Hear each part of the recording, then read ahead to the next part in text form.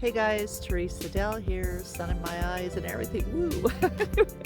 It's a lovely day here I'm in North State, California right now, and I'm taking a walk, trying to get my steps up here for the day, walking through this lovely orchard.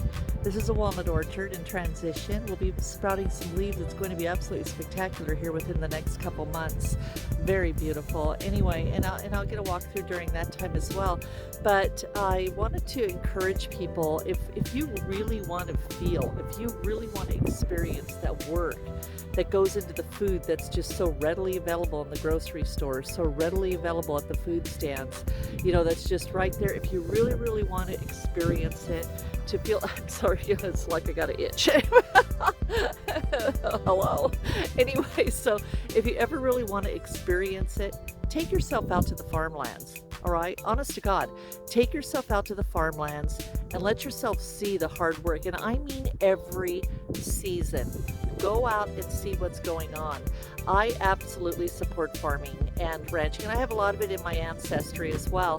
So, plus a whole bunch of other stuff. But anyway, if you want to appreciate those pieces of food that are on your plate, okay, whether you're dining out or whether you're at home making up a meal or something like that, you want to see the effort and work that goes into putting that food in the grocery stores, at the fruit stands.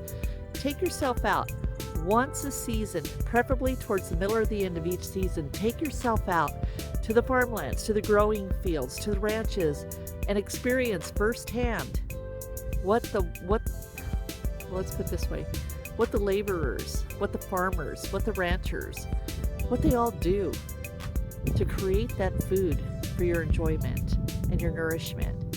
Honestly, go out, and I'm going to turn the camera around now, all right? And I'm sorry, but I got the wind is blowing. I have hair crossing over my face. Oh well, so what, right? I'm going to switch and look at the camera now and tell you guys, honestly, the best way to appreciate every piece of food that goes into our mouth and nourishes our body is to explore the farmlands. I'm a big fan, and I absolutely love the state of California and how much food they produce in this state. It's mind-boggling. So I'm going to flip the camera around now. We're going to take a little walk. I'm going to tell you a couple little things about the walnut trees here and about some of the other things, in the state as far as other crops that we grow. And again, take yourself out. If nothing else, it's mind-blowing. It is mind-blowing. Make notes as you're driving through fields and orchards. Make notes, and you will be blown away at the end of a couple hours drive, even 1 hour drive in some of the areas, of what crops are being created, what food is being put out there for your enjoyment. Anyway, camera turning around, I'm going to teach you a little bit about walnuts, okay? Yeah, woohoo, why not? Okay, so here we are walking along. This is a really stunning orchard, actually. This is just a very small, see how far, follow the camera down. This is a tremendously huge orchard, and it goes over here in that property, and it goes over here in this property, and it goes down here, way over here.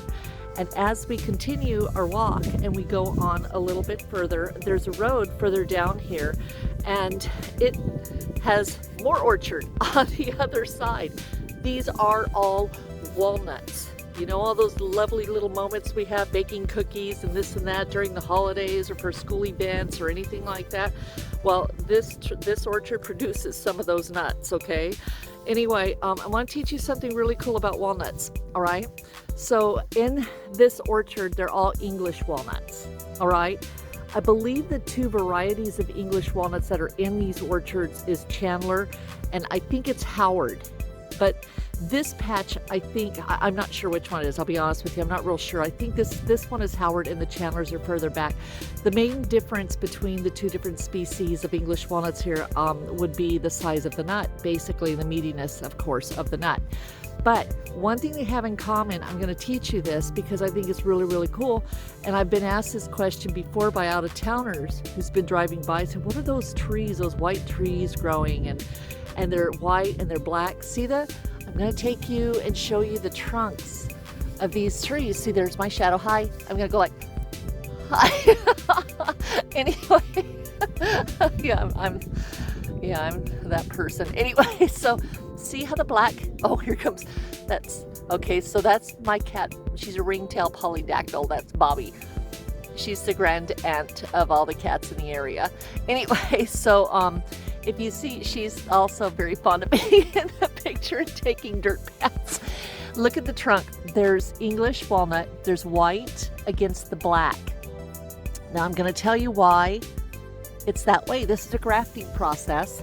So what they do is they take the black root system and trunks of black walnuts and they graft it to the English walnuts, all right, the upper part of the English walnuts. And the reason they do that is because the weather in this area can be unpredictable. It could be incredibly hot or it could be incredibly rainy and the orchards could be flooding.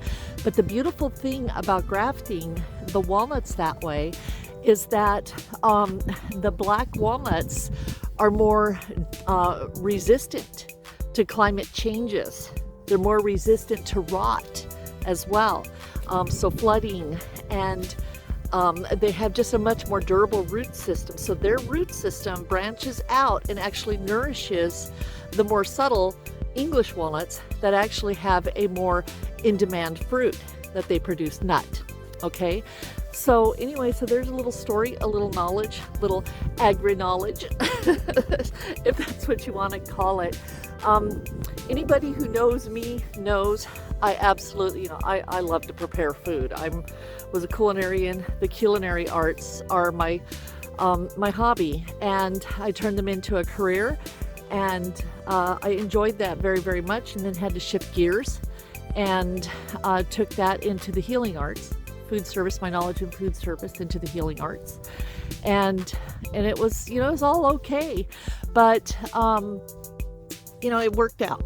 But anyway, so basically people have said, Teresa, food art, food preparation, whether it's pub grub, a simple thing at home, or something more grand, it's your love language. And it's kind of true. It's kind of true, because when I prepare food for people, I'm saying I love you and I want to nourish you and I want you to rejoice. I want you to be happy. I want you to enjoy this moment, and so let's sit down, let's eat.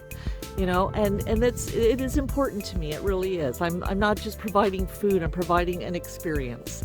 And as I said, whether it be simple fare, home style food, comfort food, to something more classic, my heart's in it, and I'm sharing. So anyway, long story short, here we are in this gorgeous orchard. Look how far it goes. I will literally have my steps in times 3 probably by the time I head back. But it is very beautiful here, and it's going to be just a matter of, within the next 2 months, at the extreme farthest, there's going to be leaves covering these trees, and it's going to be just a beautiful shaded, like a walnut oasis, really. It's going to be so pretty. And here we go, look over here. This is the neighboring orchard. Now the orchard that I'm walking through now is owned by one man, and the extension that goes way down there in the distance and to the left and further down is owned by the same man. He is an East Indian farmer.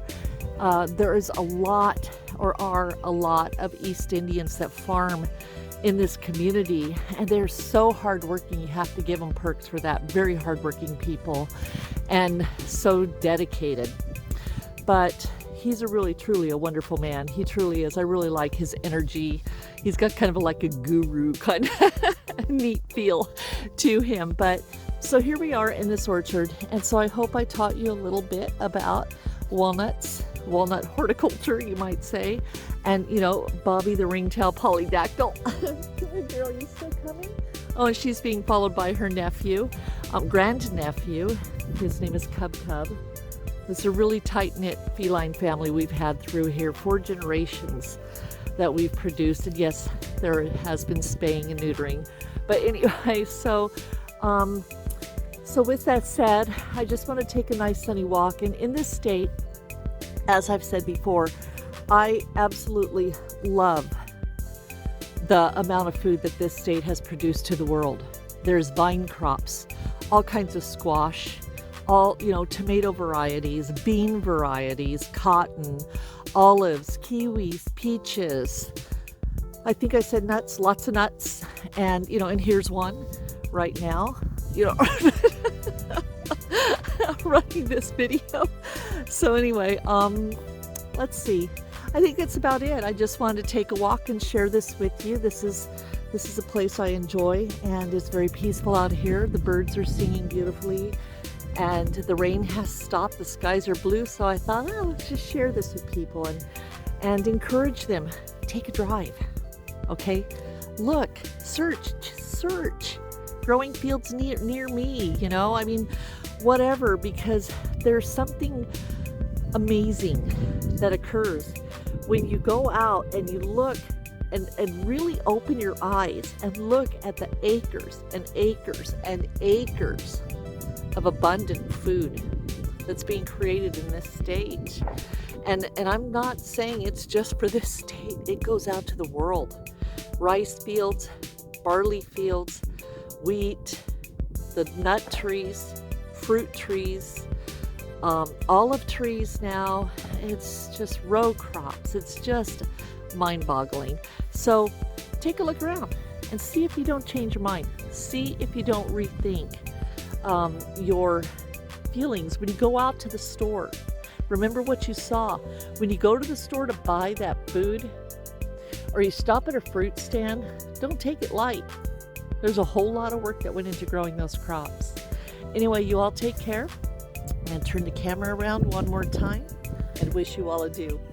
You have a great day, great afternoon, and enjoy the weekend. Start it now. Why not? Hey, just tell your boss it's not coming in. I start my weekend because Teresa said so. And he'll go, who? Yeah, me, I'm who? Anyway, y'all take care. Bye.